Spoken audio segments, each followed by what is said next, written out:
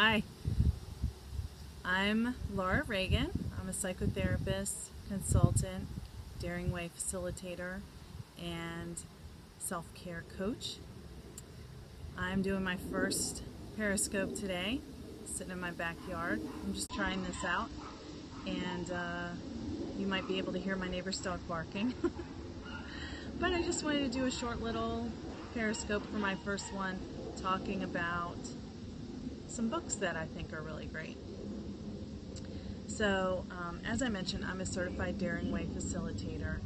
That is a special certification that I got by, thank you,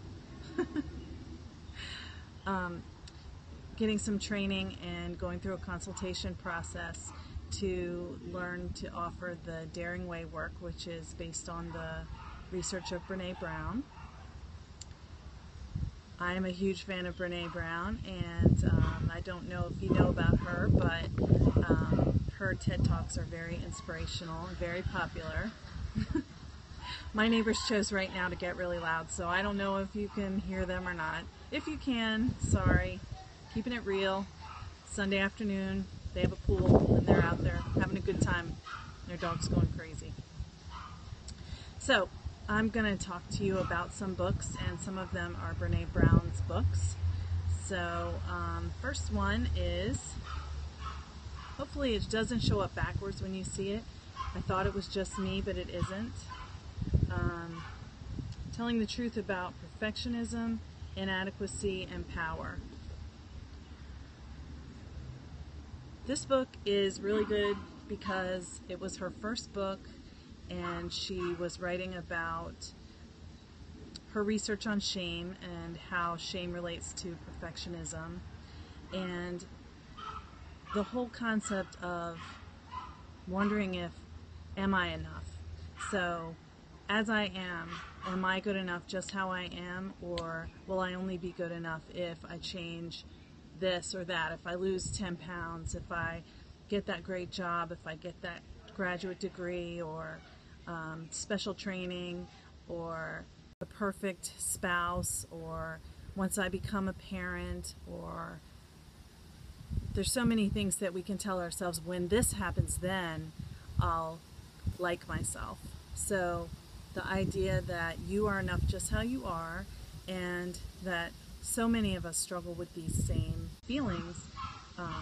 This book is really great because she gives a lot of case examples of people's stories in which they were trying to be perfect and trying to put out a persona to their friends and neighbors that they don't have any problems. Secretly, they may have a family history and childhood that they're very ashamed of, and feeling like if other people realized what their family was like, they would not be loved. So once they open up to the people in their lives, they might find out that those friends have similar stories, and they can connect based on having that in common. So this is a really good book. It's not that well known. Out of her 3 books, it's the one that you hear about the least because it was her first one, but I think it's really good. I recommend it for clients a lot. Another wonderful Brené Brown book that I also recommend all the time to my clients, and it's one of my very favorite books, is The Gifts of Imperfection. Many people have heard about The Gifts of Imperfection. It was featured on Oprah, on Super Soul Sunday, and this is the book that Brené Brown really began to be known when it came out. It was a #1 bestseller. And the subtitle is Let Go of Who You Think You're Supposed to Be and Embrace Who You Are. So I'm just going to real quick talk about what the main thing that's in this book is, the guideposts for cultivating wholehearted living. And I'm just going to read what the 10 guideposts are, because I think they're interesting, and they're really kind of profound when you think about it. So the first guidepost #1, is cultivating authenticity, letting go of what people think. Guidepost 2 is cultivating self-compassion, letting go of perfectionism. I know when I read that, I was like, self-compassion? I never heard of that. What's self-compassion?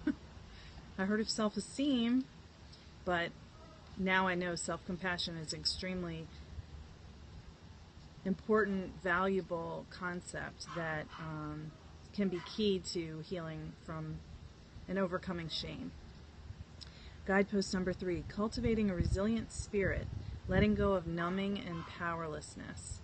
And I think, that one I love because we do so many things in our lives to numb our emotions, like shopping, staying busy,